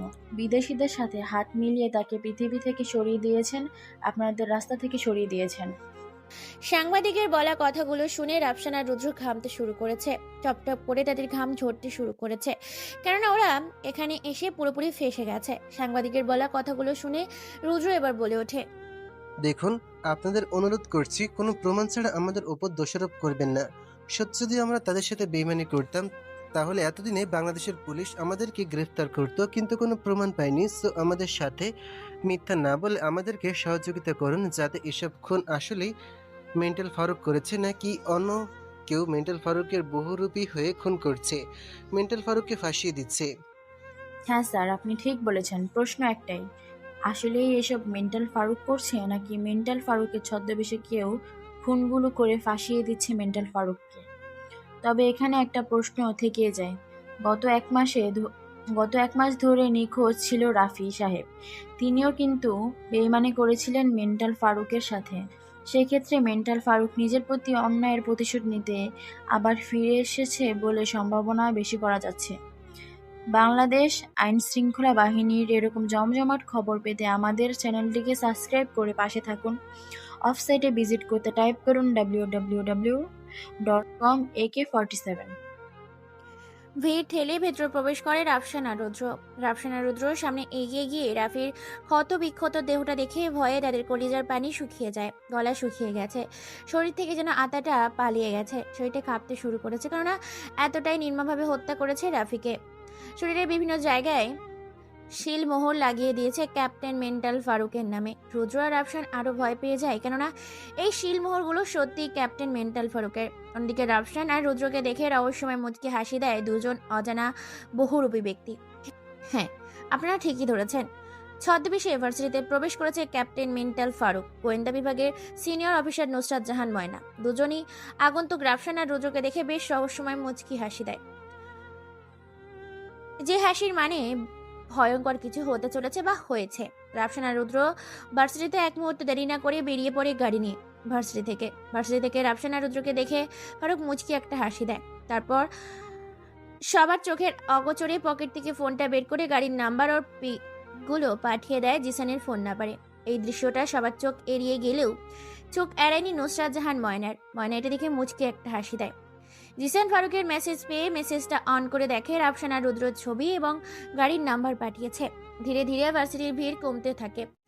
ফারুক একটা আম গাছের নিচে বসে পড়ে, পেছন পেছন সেখানে গিয়ে বসে পড়ে ময়না গিয়ে ফারুককে বলে ওঠে।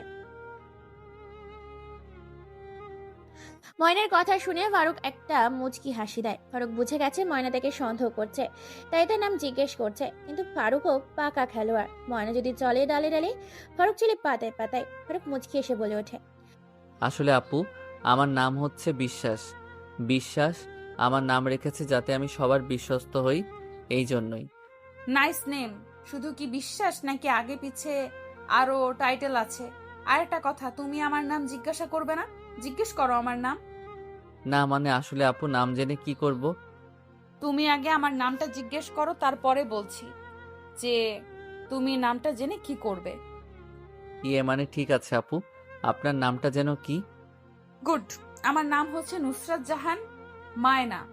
সবাই আমাকে ময়না বলেই চেনে। বাবা ব্যবসায়ী, মা গৃহিণী। আমি ভার্সিটিতে লেখাপড়া করছি। আর তোমার পরিচয় দাও। আসলে আপু, আমার তেমন পরিচয় নেই। আমরা মধ্যবিত্ত ফ্যামিলি থেকে উঠে আসা কিছু পরিবারের ছেলে। আমাদের তেমন পরিচয় থাকে, কৃষিকাজ করে মা গৃহিণী, আমরা কৃষকের সন্তান, দিন কেটে দিনে খাই, তাই আমাদের পরিচয় থাকে না। এই কথা শুনে ময়না বেশ মুচকি একটা হাসি দেয়। সে হাসিতে লেগে আছে রহস্যময় কিছু কথা। ময়না মুচকি এসে বলে ওঠে, এইটুকুই শুধু তোমার পরিচয়? আমার তো মনে হয় এর বাইরেও তোমার একটা পরিচয় আছে। কেন জানি না, আমার মনে হচ্ছে তোমাকে দেখতে যেমন লাগে তুমি আসলে ঠিক তেমন না। এই কথা শুনে কাছে থেকে ফারুকের হেঁচকি উঠে যায়। ফারুক কাঁচতে কাঁচতে হঠাৎ করে ফারুকের এমন কাশি দেখে ময়না মুচকি এসে বলে ওঠে, কি হলো মিস্টার বিশ্বাস? আমার কথা শুনে আপনার হেঁচকি উঠে গেল কেন? তাহলে কি আমি যেটা সন্দেহ করছি সেটা? ফারুক এবার মুচকি হেসে ময়নার কথা উড়িয়ে দেয়। কথা ঘোরানোর চেষ্টা করে ফারুক মুচকি এসে বলে ওঠে, এখন আপনি আমাকে কি সন্দেহ করছেন সেটা একান্ত আপনার ব্যক্তিগত ব্যাপার। আমার নাম বিশ্বাস, আমি যেমন বিশ্বস্ত তেমনি আমার নামটা হচ্ছে বিশ্বাস। সব ঠিক আছে, একটা কথা জিজ্ঞাসা করব। হ্যাঁ করেন। ক্যাপ্টেন মেন্টাল ফারুককে তুমি কি চেনো বা তার দলের সদস্যদেরকে চেনো? কোনোদিন নাম শুনেছো কি মেন্টাল ফারুকের? এই কথা শুনে ঘামতে থাকে মেন্টাল ফারুক মুচকি এসে ময়নার প্রশ্নের উত্তর দিয়ে বলে ওঠে, হ্যাঁ শুনবো না কেন, অবশ্যই চিনি। এমনকি এই মেন্টাল ফারুকের সম্বন্ধে আমি ম্যাগাজিনও লিখেছি অনেকগুলো। আপু, আপনি চাইলে আমি আপনাকে একটা ম্যাগাজিন দিতে পারি। ম্যাগাজিন? তুমি আমাকে কোন ম্যাগাজিন দিতে চাও আগে তো শুনি, তারপরে নিব কিনা সেটা বলছি। মেন্টাল ফারুকের উপর আমি একটা ম্যাগাজিন লিখেছি। তাহলে তো অবশ্যই নিতে হবে, কেননা মেন্টাল ফারুককে যে আমার খুবই দরকার। নিশ্চয়ই তুমি এমন কোনো কিছু মেন্টাল ফারুকের দেখেছো তার জন্য তার উপর একটা ম্যাগাজিন লিখেছো। এই নিন ম্যাগাজিনটা, আজকে রাতে পড়বেন, সবটা ভিন্ন। যেহেতু তুমি আমাকে দিলে, তাহলে আজকে রাতে আমি এটা পড়ে দেখব। তবে সত্যি কথা বলতে মেন্টাল ফারুককে কিন্তু আমার খুবই দরকার। আমি যতদূর জানি 1 বছর আগে মেন্টাল ফারুককে মেরে ফেলেছিল তার সঙ্গীরা বিশ্বাসঘাতকতা করে। এই কথাটা সবাই জানে, কিন্তু তার দলের সঙ্গীরা না স্বীকার যাচ্ছে। কোনো প্রমাণ নেই যে তাদেরকে পুলিশ গ্রেফতার করবে। আর তুমি কি আমাকে চেনো? আসলে আমি কে তুমি কি জানো আমার সম্বন্ধে? ময়নার মুখে এই কথাটা শুনে খানিকটা ঘাবড়ে যায় ফারুক বুঝতে পারে না আসলে ময়নাকে। ফারুক এবার বলে ওঠে, হ্যাঁ আসলে আমি বুঝতে পারলাম না যে আসলে আপনি কে। কাউকে বলো না, আমি এখানে ছদ্মবেশে এসেছি মেন্টাল ফারুকের সম্বন্ধে জানতে। কেন তাকে তার জীবনসঙ্গীগুলো মেরে ফেলেছিল এই সম্বন্ধে আমি এখানে জানতে এসেছি। আমি সিনিয়র গোয়েন্দা বিভাগের সিনিয়র অফিসার নুসরাত জাহান ময়না। কথাটা শুনে বেশ খানিকটা অবাক হয়ে যায় ফারুক। ফারুক অবাকের চরম পর্যায়ে পৌঁছে যায়। সে বুঝতে পারেনি যে এটা আসলে ছদ্মবেশে ময়না এখানে এসেছে। ফারুক জানতো শুধুমাত্র সেই এখানে ছদ্মবেশে এসেছে। চোখের উপরে যে বাটপাড়ি করেছে ময়না সেটা বুঝতে পারেনি ফারুক। ফারুক খানিকটা ঘাবড়ে যায়। ফারুক বলে ওঠে, আপনি এখানে ছদ্মবেশে তাহলে এজন্য এসেছেন ফারুকের সম্বন্ধে জানতে, নাকি ফারুককে তারা মেরে ফেলেছিল এই সম্বন্ধে জানতে? আসলে আমি এখানে মেন্টাল ফারুকের সম্বন্ধে জানতে এসেছি। তাকে কেন মেরে ফেলা হয়েছিল, আদৌ কি মেন্টাল ফারুক বেঁচে আছে নাকি মরে গেছে। ফারুক এই কথা শুনে ঘামতে থাকে। ফারুক কি বলবে বুঝতে পারে না। ফারুককে এভাবে ঘামতে দেখে ময়না বলে ওঠে, দেখো, তোমাকে ভয় আমাকে পেতে হবে না। আমি তোমার মতো সাধারণ একজন মানুষ। তুমি খুব সরল, সাদা এবং ইনোসেন্ট একটা ছেলে, তাই তোমার সাথে এত কথা বলি। তাই তোমাকে আমি আমার সত্য কথাগুলো বললাম। তবে হ্যাঁ, আমি যেখানে ছদ্মবেশে এসেছি এই কথাটা তুমি কাউকে বলবে না, না হলে কিন্তু তোমাকে জেলে ঢুকিয়ে দেব।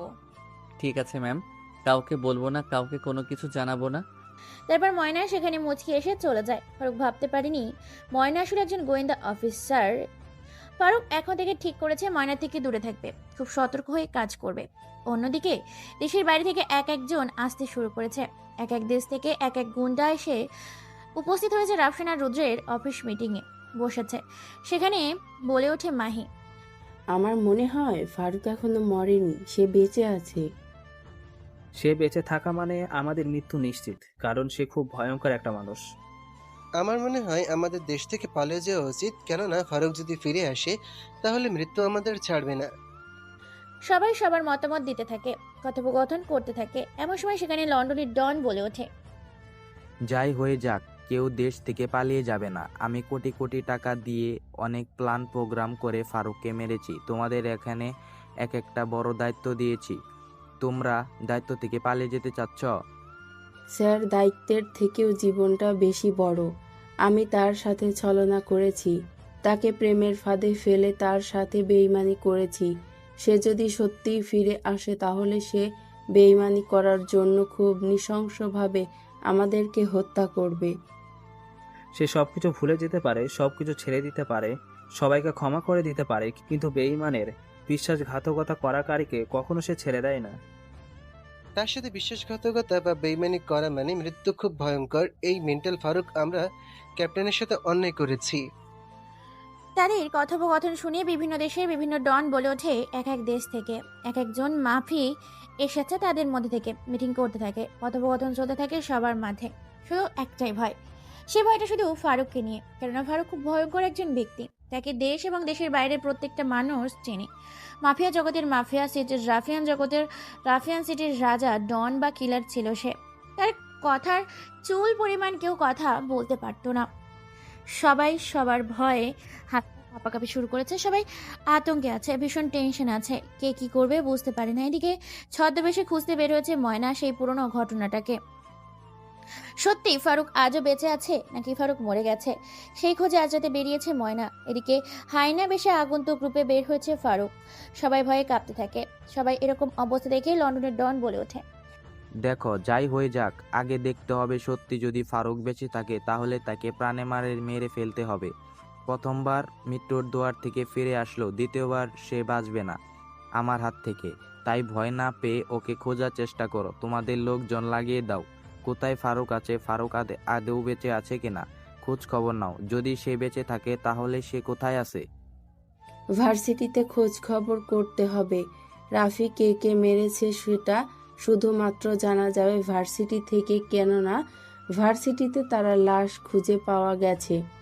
এটাও তো হতে পারে ভার্সিটিতে রাফি কারোর সাথে শত্রুতা ছিল, সুযোগ বুঝে মেরে ফেলেছে, আর ফারুককে সিলমোহর এঁকে দিয়েছে। মাহির কথা শুনে সবাই ভাবতে থাকে, কিন্তু মাহির কথাটা পুরোপুরি ভুল। কেননা রাফির শরীরে যে ফারুক নামে সিলমোহরগুলো পাওয়া গিয়েছে সেগুলো শুধুমাত্র একজন দিতে পারে, আর সেটা হচ্ছে মেন্টাল ফারুক। তাই ভীষণ চিন্তা এবং ভয় আছে রুদ্র আর রাফসানের। এইভাবে তারা কথোপকথন করে। রাফসান বলে ওঠে, আমার মনে হয় ফারুক ভাই এখনো বেঁচে আছে, সে মনে নেই 1 বছর পর সে প্রতিশোধ নেওয়ার জন্য ফিরে এসেছে, সবাইকে ছেড়ে দিল। মাহি, তোমাকে সে ছাড়বে না। প্রায় 1 মাস হয়ে গেছে রাফিকে তুলে নিয়ে যাওয়া। আমরা কালকে ওর ডেড বডি পেয়েছি। আমার তো এখন ভয় করছে, যদি সত্যি ফারুক বেঁচে থাকে তাহলে তো নিশ্চিত রাফি আমাদের সম্পর্কে সবকিছু বলে দিয়েছে আর আমরা কেউ প্রাণে বাঁচবো না। আমি, রাফসান, রাকিব, সুমন, মাহি, বস আপনাকেও মেরে ফেলবে সে, কারণ আমরা তাকে চিনি। খুব হিংস্র এবং ভয়ঙ্কর একজন মানুষ। মানুষ বলে ফুল বলা হয়, খায় না। রুদ্র আর রাফসান কথা শুনে সবার কলিজার পানি শুকিয়ে গেছে। আতঙ্কে আছে সবাই, ভয়ে কারো মুখ দিয়ে কোনো কথা বের হয় না। তারপর তারা এইভাবে কথোপকথন একে অপরের শেষ করে বেরিয়ে পড়ে তারা নিজেদের গন্তব্যের উদ্দেশ্যে। মাহি আর লন্ডনের ডন চলে যায় তাদের দেশে। এক এক করে দেশ থেকে আসা এক এক মাফিয়া কিং চলে যায় তাদের নিজেদের দেশে। রাফসান রুদ্র ঠিক করেছে কালকে তারা ভার্সিটি গিয়ে ভালো করে খোঁজ খবর করবে, তদন্ত করবে আসলে সত্য বেঁচে আছে কিনা ফারুক। তাই তারা এখনকার মতো শুয়ে পড়ে। রাত 1টা বাজে। চারিদিকটা নিঝুম হয়ে গেছে, অন্ধকার হয়ে গেছে, একদম শুনশান, কোনো মানুষের ছিটে ফোটা নেই। অন্ধকার রাত 2টা বাজে। এমন সময় বেশ কয়েকটা গাড়ি আসে রাফসান রুদ্রের বাড়ির সামনে। চারিদিক দিয়ে বাড়িটা ঘিরে ফেলে। মেইন দরজার কাছে এসে কলিং বেল বাজাতে থাকে রুদ্র, আর রাফসান ঘুমাচ্ছে। হঠাৎ করে কলিং বেলের আওয়াজ শুনে চমকে ওঠে তারা, ভয়ে কোনো কথা বলতে পারে না, কারণ এখন রাত 2টা বাজে। এখন তাদের বাড়িতে আসবে, ভয় পেয়ে গেছে। তারা ভয় পেয়ে কি করবে বুঝতে পারে না। এদিকে এক এক পর এক কলিং বেল বাজতে থাকে জিসান। দরজা খোলার কোনো নামগন্ধ নেই। তারা ভয়ে ভয়ে সিসিটিভি ফুটেজের কাছে যায়। তারপর ল্যাপটপ ওপেন করে দেখতে পায় সত্যি তাদের সামনে মেন্টাল ফারুক দরজার বাইরে দাঁড়িয়ে আছে। রাফসান আর রুদ্র এতে দেখে ভয়ে তাদের গলা শুকিয়ে গেছে, কি করবে বুঝতে পারে না। অবশেষে পকেট থেকে ফোন বের করে রাফসান কল করে মাহিকে আর বলে ওঠে, মাহি, তুই আমাদের বাঁচা। আমাদের বাড়ির দরজার সামনে ফারুক ভাই দাঁড়িয়ে আছে, আমাকে তুই বাঁচা। কথাটা শেষ করার আগেই কোথা থেকে যেন একটা গরম বুলেট এসে বুক ভেদ করে দেয়, দেওয়ালে গেঁথে যায়, ছিটকে গিয়ে পড়ে বেশ খানিকটা দূরে। এটা দেখে ভয়ে গলা শুকিয়ে গেছে। দৌড়ে খাটের নিচে লুকিয়ে পড়ে রুদ্র। ছটপট করতে থাকে রাফসান। সেখানে ভেতরে প্রবেশ করে প্রায় 10 জনের মতো। সামনে ফারুক দাঁড়িয়ে আছে, পেছনে স্পাইপার আর AK-47 বন্দুক নিয়ে দাঁড়িয়ে আছে 10 জন। পেছন থেকে একটা সোফা সেট এনে দেয় জিসান। তারপর পায়ের উপর পা তুলে বসে পড়ে ফারুক। একটা সিগারেট জ্বালিয়ে মনের সুখে টানতে থাকে। রাফসান আর রুদ্র কে রশি দিয়ে বেঁধে ফেলে। ফারুক বলে ওঠে, তোরা কি ভেবেছিলি আমাকে মেরে ফেলে পৃথিবীতে খুব শান্তিতে থাকবি? ভাই, আমাদের ভুল হয়ে গেছে। আমরা বুঝতে পারিনি আমরা অন্যায় করেছি তোমার সাথে বিশ্বাসঘাতকতা করে। ফারুক এ কথা শুনে পাগলের মতো হাসতে থাকে, যেটা জোকারের মতো কোনো কিছু বলে ফেলেছে রাফসান আর রুদ্র। রাফসান আর রুদ্রের কথা শুনে ফারুক পাগলের মতো হাসতে থাকে। হঠাৎ করে হাসিটা বন্ধ করে দিয়ে ধারালো একটা ছুরি পেটের ভেতর ঢুকিয়ে দেয়। তাতে দুজনে ছুরি দিয়ে আঘাত করতে থাকে। পেট কেটে পেটের ভেতর থেকে তাজা লাল রক্ত গড়গড় করে পড়তে থাকে। ফারুক বলে ওঠে, কোনো কথা হবে না, শুধু এখন আমার কথা চলবে। মৃত্যুর জন্য তৈরি হ, বেইমানি করার ফল তো তোদের পেতে হবে। কথাটা বলে ফারুক তাদের কানগুলো কেটে ফেলে, এরপর জিহ্বাটা কেটে ফেলে, তারপর ছুরি দিয়ে পা কেটে ফেলে, তারপর ছুরিটা তাদের দুজনের চোখের ভেতর ঢুকিয়ে দেয়, তারপর চোখগুলো চোখের জায়গা থেকে উপরে ফেলে দেয়, তারপর পাগলের মতো হাসতে থাকে। এরপর একটা গাছ কাটে মেশিন নিয়ে আসা হয়। তারপর গাছ কাটে মেশিনটা দিয়ে তাদেরকে টুকরো টুকরো করে ফেলে। তাদের শরীরটাকে খণ্ড খণ্ড করে পলিথিনের ব্যাগে প্যাকেটিং করে ভার্সিটির মাঠে ফেলে আসতে বলে। সাথে একটা ভিডিওতে স্পষ্ট আছে কিভাবে তাকে হত্যা করেছে। সেটা ভিডিওতে স্পষ্ট করে রেকর্ড করে পাঠিয়ে দেয় ভার্সিটির মাঠে। তারপর সেখান থেকে ফারুক বেরিয়ে পড়ে নিজের বাড়ির উদ্দেশ্যে। পরের দিন সকালে ভার্সিটির মাঠে আজকেও একই ঘটনা ঘটেছে। হাজার হাজার ছেলে মেয়ে, শিক্ষক শিক্ষিকা, সাধারণ মানুষ ভিড় জমেছে কলেজের মাঠে। সাথে ভিডিওটা ভাইরাল হয়ে যায় মুহূর্তের মধ্যে সোশ্যাল মিডিয়াতে। সাংবাদিক বলে ওঠে, আগে ছিল কল্পনায়, এখন ও এসেছে বাস্তবে। প্রতিবারের মতো আমি আপনাদের সামনে নতুন একটা প্রতিবেদনের খবর নিয়ে এসেছি। সত্যি মেন্টাল ফারুক এখনো বেঁচে আছে। মেন্টাল ফারুক 1 বছর পরে ফিরে এসেছে প্রতিশোধ নিতে। তার সাথে হওয়া অন্যায়ের প্রতিশোধ সে এক এক করে নিতে শুরু করেছে। আজকে নতুন করে খুন করে গেছে রাফসান আর রুদ্রকে, টুকরো টুকরো করে ফেলে গেছে ভার্সিটির মাঠে। সাংবাদিকের দেখানো ভিডিও এবং কথা শুনে ভয়ে গলা শুকিয়ে গেছে সুমন, রাকিব, মাহি, লন্ডনের ডন সহ বাকি দেশের মাফিয়াগুলোর। ভয়ে তাদের কলিজার পানি শুকিয়ে গেছে, হাত পা কাঁপাকাঁপি শুরু করেছে। কি করবে বুঝতে পারে না। মাহি ফোন করে লন্ডনের ডনকে আর বলে ওঠে, ওকে বস, ঠিক আছে, আপনি যত তাড়াতাড়ি সম্ভব চলে আসেন। তারপর কল কেটে দেয়। তারা রওনা দেয় বাংলাদেশের উদ্দেশ্যে। এদিকে পুলিশ তদন্ত করার জন্য টুকরোগুলোকে নিয়ে চলে যায়। ধীরে ধীরে ভার্সিটির মাঠ খালি করা হয়। আজকে তেমন ক্লাস হবে না। অন্যদিকে ফারুক একটা গাছের নিচে বসে পড়ে, আর এই দৃশ্য দেখে মুচকি হাসতে থাকে ফারুক। ময়নাকে একটা ম্যাগাজিন পড়তে দিয়েছিল। ময়না যে ম্যাগাজিনটা খুব ভালো করে পড়ে। গুটি গুটি পায়ে ময়না ফারুকের কাছে এসে বসে পড়ে আর বলে ওঠে, তুমি কি জানো, তুমি যে ম্যাগাজিনটা আমাকে দিয়েছিলে সেই ম্যাগাজিনটা আমি এক রাতে সম্পূর্ণ পড়ে শেষ করে ফেলেছি। সেখানে দেখলাম মেন্টাল ফারুকের পুরো জীবনের ইতিহাসটা সেখানে লেখা আছে। পড়ে শুনে বেশ ভালো লাগলো। তবে তার থেকেও মজার একটা বিষয় হচ্ছে, কথাটা বলতে গিয়ে থেমে যায় ময়না। তারপর ময়না কি যেন ভেবে একটু মুচকি হাসি দেয় আর বলে ওঠে, আচ্ছা শোনো না, তুমি এক কাজ করো, এই নাও টাকা, আমাদের দুজনের জন্য বাদাম নিয়ে আসো, তারপরে দেখছি। ফারুক কোনো কথা বলে না। তাদের দুজনের জন্য বাদাম নিয়ে আসতে যায়। ফারুক কিছুক্ষণের মধ্যে বাদাম নিয়ে চলে আসে। তারপর দুজন বাদাম খেতে থাকে। ময়না বলে ওঠে, জানো বিশ্বাস, আমি তোমার সেই ম্যাগাজিনটা পেয়ে খুব খুশি হয়েছি, কারণ আমি ফারুককে খুঁজে পেয়েছি। গোয়েন্দা সিনিয়র অফিসার নুসরাত জাহান ময়নার কথা শুনে ঘাবড়ে যায় ফারুক। ময়নার মুখে ফারুককে চিনে ফেলেছে। এই কথাটা শুনে কাছে থেকে ফারুক। ফারুককে এবার কাছে দেখে ময়না এবার বলে ওঠে, কি হলো ফারুক, তুমি ভয় পেলে নাকি? কেবল তো বলা শুরু করলাম, এর আগে তুমি ভয় পেয়ে গেলে। আমি বিশ্বাস। তুমি কাকে ফারুক বলছো? ময়না এটা শুনে মুচকি একটা হাসি দেয়। মুচকি এসে বলে ওঠে, ও হ্যাঁ সত্যি তো, তুমি তো ফারুক নও, বিশ্বাস। আসলে আমি ভুলে গেছিলাম। বেশ কিছু সময় এইভাবে নীরবতায় কেটে যায়। কেউ কোনো কথা বলে না, চুপচাপ বাদাম খায়। ময়না আবার বলে ওঠে, জানো বিশ্বাস, ফারুক আমার খুব কাছে বসে আছে, আমার সাথে সে বাদাম খাচ্ছে, কারণ আমি তাকে কি করে চিনলাম জানো বিশ্বাস? সে একটা আমাকে ম্যাগাজিন পড়তে দিয়েছিল, তার সেই ম্যাগাজিনটা পড়ে আমি তাকেই চিনে ফেলেছি। তার কথা বলার স্টাইল, তার হাঁটা চলার স্টাইল, তার গেট আপ, তার খুন করার স্টাইল, সব কিছু আমি মুখস্থ করে ফেলেছি, তাই তাকে চিনে ফেললাম। এর থেকেও বড় বিষয় হচ্ছে, আমি নিশ্চিত হওয়ার জন্য একটা ছোট্ট প্ল্যান করলাম। ফারুক এসব কথা শুনে ভাবতে শুরু করেছে যে ময়না সবকিছু জেনে গেছে। ফারুক কোনো কথা বলে না। ময়না আবার বলে ওঠে, জানো সে প্ল্যানটা কি? প্ল্যানটা হচ্ছে আমি ফারুককে আমার জন্য আর তার জন্য বাদাম আনতে পাঠাই। সেই সুযোগে আমি তার ব্যাগটা চেক করি, আর ব্যাগে দেখতে পাই একটা বন্দুক, যে বন্দুকটা তার সোনা তৈরি, আর চাপাতি পাই যেটা ম্যাগাজিনে পড়েছিলাম সেটা তার নিজের হাতে তৈরি করা। খুন করার সময় সে সব অস্ত্র ব্যবহার করে। তার কয়েকটা অংশ আমি তার ব্যাগে খুঁজে পাই, আর এখন তার সাথে বসে বাদাম খাচ্ছি। ফারুক এটা শুনে মুচকি হাসি দেয়, কারণ ফারুক বুঝে গেছে যে সে ধরা পড়ে গেছে ময়নার কাছে। ময়না খুব বুদ্ধিমতী একটা মেয়ে এবং খুব চালাক, তাই সে খুব সহজে ফারুককে ধরে ফেলেছে। ফারুক মুচকি এসে বলে ওঠে, তুমি খুব চালাক এবং বুদ্ধিমতী, এজন্য হয়তো তোমাকে গোয়েন্দা বিভাগের সিনিয়র অফিসার করা হয়েছে। যেখানে আজ পর্যন্ত আমার চেহারা তো দূরের কথা, আমার সম্বন্ধে কেউ কথা বলতে ভয় পেত, সেখানে তুমি আমার সম্বন্ধে সব কিছু জেনে গিয়েছো এক রাতে একটা ম্যাগাজিন পড়ে। আমি জানি তুমি আমাকে চিনে ফেলেছ। হ্যাঁ, আমি সেই মেন্টাল ফারুক, প্রতিশোধ নিতে ফিরে এসেছি নিজের রাজ্যে। ময়না এই কথা শুনে মুচকি একটা হাসি দেয়। ময়না হেসে ফেলে। এটা দেখে ফারুক বলে ওঠে, আমাকে দেখে কি তোমার ভয় করে না? যেখানে আমার সাথে তুমি বাদাম খাচ্ছ, আমার নাম নিতে মানুষ ভয় পায়, সেখানে তুমি আমার সাথে বসে বাদাম খাচ্ছ, তোমার কি ভয় করছে না? কথাটা শুনে মুচকি একটা হাসি দেয় ময়না আর বলে ওঠে, ভয় তাদের করবে যারা অপরাধ করে। সত্যি কথা বলবো, একটা ফারুকের সেই ম্যাগাজিনটা পড়ে না আমি ফারুককে ভালোবেসে ফেলেছি। এসেছিলাম ফারুকের জীবন সম্পর্কে জানতে, আর সেখানে এসে ফারুককে ভালোবেসে ফেলেছি। ফারুকের কথা শুনে মুচকি একটা হাসি দেয় আর বলে ওঠে, ফারুকের কোনো হৃদয় নেই যে সে কাউকে ভালোবাসবে। ফারুকের প্রতিশোধ নেওয়া এখনো শেষ হয়নি, তবে আজকে রাতে ফারুক তার শেষ খেলাটা খেলবে। মানে জীবনের শেষ খেলা মানে কি? কাল সকালে তুমি খবর পেয়ে যাবে যে জীবনের শেষ খেলা মানে কি। আমার প্রতি যারা অন্যায় করেছে, আমার সাথে যারা বিশ্বাসঘাতকতা করেছে, আজকে তাদের প্রত্যেকের জীবনের শেষ দিন।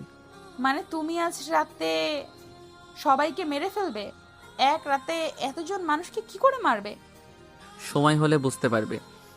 এই বলে ফারুক ভার্সিটি থেকে বেরিয়ে পড়ে। তারপর নিজের রাজ্যে গিয়ে এক এক করে সমস্ত জিনিস তৈরি করতে থাকে ফারুক, কারণ আজকেই ফারুক সবকিছুর বিনাশ ঘটাবে। কারণ ফারুক খবর পেয়ে গেছে বাংলাদেশে আসছে প্রায় কয়েক দেশের মাফিয়া কিলার সাথে লন্ডনের কিং এবং বিশ্বাসঘাতক মাহি, সুমন, রাকিব আর তাদের সাথে বাংলাদেশের মাটিতে রাতের মধ্যে আর আজকে রাতেই শেষ হবে খেলাটা। খেলবে ফারুক তাদের সাথে।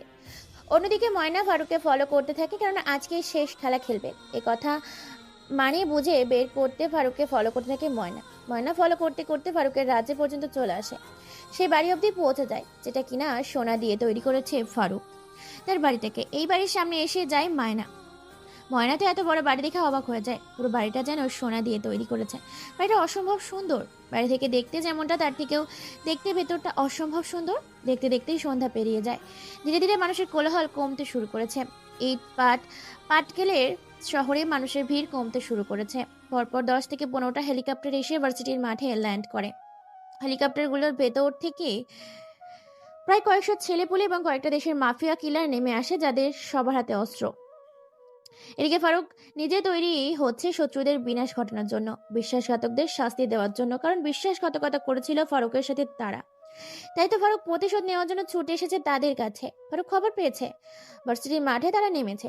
ফারুক তো প্রায় কয়েক শতাধিক ট্রাক নিয়ে পৌঁছে যায় ভার্সিটির গেটে। গেট ভেঙে ভেতরে ফারুকের এতগুলো ছেলেপুলে দেখে টাসকি খেয়ে যায়। কেননা দেশের মাফিয়া কিলার, কেননা ফারুকের যতগুলো ছেলেপুলে তার থেকে কয়েকশো মাত্র ছেলেপুলে এসেছে তারা। ফারুকের সাথে কখনোই তারা পেরে উঠবে না, কেননা কয়েক হাজার ছেলেপুলে এসেছে ফারুক নিজের সাথে, যাদের হাতে স্পাইপার আর AK-47। ডন বলে ওঠে, ফারুক, তুই মৃত্যুর দুয়ার থেকে ফিরে এসেছিস, কিন্তু আজকে তুই প্রাণে মরবি। এই কথা শুনে ফারুক পাগলের মতো হাসতে থাকে। ফারুকের বলে ওঠে, খেলা শুরু হওয়ার আগে মন্তব্য করা ঠিক না। সময় বলে দেবে মাঠের আসল খেলোয়াড় কে। কথাটা শেষ করার আগেই দুই দলে গোলাগুলি শুরু হয়ে যায়। দুই দল গোলাগুলি করতে থাকে। এমন সময় সেখানে ফারুকের হাতে হাত রেখে একজন কারো হাতের স্পর্শ পেয়ে ফারুক সেদিকে তাকায়। ফারুক তাকিয়ে তো অবাক, কেননা তার সঙ্গ দিচ্ছে ময়না। ময়না বলে ওঠে, তোমাকে বলেছিলাম না আমি তোমাকে ভালোবাসি। সবাই তোমার সাথে বিশ্বাসঘাতকতা করলেও আমি তোমার সঙ্গ কখনোই ছাড়বো না সঙ্গী। ফারুক আর কোনো কথা বলতে না দিয়ে ময়না তাদের সাথে লড়াই করতে থাকে। গলাগুলি শুরু হয়ে যায়। ফারুকের ছেলে পেয়ে বেশিরভাগ থাকায় খুব তাড়াতাড়ি মাফিয়া কিলারদের শেষ করতে শুরু করেছে। দুই দলের ছেলেপুলে মরছে।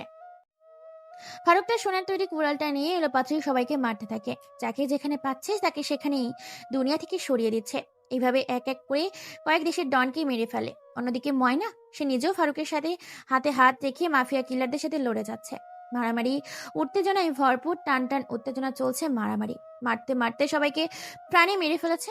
কয়েকজন শুধু আছে যাদেরকে গুলি করে মেরে ফেলেছে ফারুক ও ময়না। এখন শুধু বেঁচে আছে লন্ডনের ডন আর বিশ্বাসঘাতক মাহি, রাকিব আর সুমন। চারিদিক দিয়ে তাদের ঘিরে রেখেছে কয়েক হাজার ছেলেপুলে।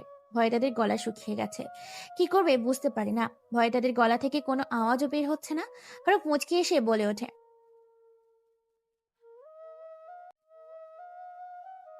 কথাটা বলে ধারালো একটা ছুরি গলার ওপর চালিয়ে দেয় লন্ডনের ডনের। হঠাৎ এমন হাওয়াতে শরীর থেকে মাথাটাই আলাদা হয়ে যায়। ছিটকে গিয়ে পড়ে ভার্সিটির কোনো এক ঝোপে। মাথাবিহীন লাশটা মাটিতে পড়ে যায়। হঠাৎ এমন হাওয়াতে সবাই চমকে ওঠে। রক্তগুলো ছিটকে গিয়ে পড়ে মাহি, রাকিব, সুমনের শরীরে। এরপর ছুরিটা দিয়ে কয়েকবার আঘাত করে মাথায় শরীরটার উপরে ক্ষতবিক্ষত করে ফেলে। মুহূর্তের মধ্যে শরীরটাকে। মাহি এই দৃশ্য দেখে দেখে কান্না করতে থাকে। কান্না করে বলে ওঠে, ফারুক প্লিজ আমাকে ছেড়ে দাও, আমি ভুল করে ফেলেছি তোমার সাথে বিশ্বাসঘাতকতা করে। আমি তোমাকে প্রেমের জালে ফেলে তোমার সাথে বিশ্বাসঘাতকতা করেছি। কথাটা শেষ করার আগেই বন্দুকটা মুখের ভেতর ঢুকিয়ে কয়েকটা গুলি করে মাথার এফোর ওপর করে দেয়। গুলোগুলো বেরিয়ে যায়। এক এক করে সবাইকে মেরে ফেলে। এরপর ফারুক যখনই চলে আসতে যাবে তখনই পেছন থেকে ময়না তাকে প্রপোজ করে বলে ওঠে, ফারুক, আমি তোমায় ভালোবেসে ফেলেছি। আমি আকবর আলী স্যারকে সব ঘটনা খুলে বলেছি। তিনি এই এলো বলে আমি তোমায় বিয়ে করে তোমার জীবন সঙ্গী হতে চাই। কথাটা শেষ করতে না করতেই আকবর আলী চলে আসে। তারপর সমস্ত ঘটনা দেখে ফারুককে সান্ত্বনা দিয়ে তিনিও চলে যান এবং ভার্সিটির মাঠ পরিষ্কার করার জন্য বাংলাদেশের আইন শৃঙ্খলা বাহিনী এবং ফায়ার সার্ভিসকে পাঠিয়ে দেওয়ার ব্যবস্থা করেন। ফারুক ময়নাকে খুশি মনে অ্যাকসেপ্ট করে। তারপর তারা কাজী অফিস গিয়ে বিয়ে করে। চলো তাহলে ফারুক দেখতে কেমন ঘুরে আসি। ফারুক দেখতে পাসপোর্ট 6 ইঞ্চি, ভীষণ স্মার্ট এবং খুব ভয়ঙ্কর একটা লোক। ফারুক বলে কম, মারে বেশি, বোঝাই কম, কাটে বেশি। ময়না দেখতে ভীষণ সুন্দরী, যেমন মায়াবতী তেমনই সে গুণবতী। মায়ার বর্ণনা দিতে গেলে গল্পটা আজকে শেষ করা যাবে না। মায়া যেমন দেখতে, যেমনটা সুন্দর, আমার মনে হয় না বাংলাদেশের কোনো প্রান্তে এমন সুন্দর মেয়ে আছে। তারপর তারা দুজনকে ভালোবেসে তাদের নতুন জীবনের পথ চলা শুরু করেছে। দুজন দুজনকে নতুন করে আবার ভালোবেসে আগলে নিতে থাকে। বিশ্বাসঘাতকদের পরাজিত করে বিশ্বাস নিয়ে আবারও দুইজন দুই হাতে একত্রিত করে ভালোবাসার মধ্যে দিয়ে তাদের জীবনটা পার হতে থাকে। গল্পটা এখানেই শেষ করে দিলাম। আমি জানি শেষ মুহূর্তে গল্পটা রোমান্টিক দেওয়া উচিত ছিল, বাট তাড়াহুড়োর জন্য এখানেই শেষ করে দিলাম। কেমন লেগেছে কমেন্ট করে জানাবেন। ধন্যবাদ সবাইকে।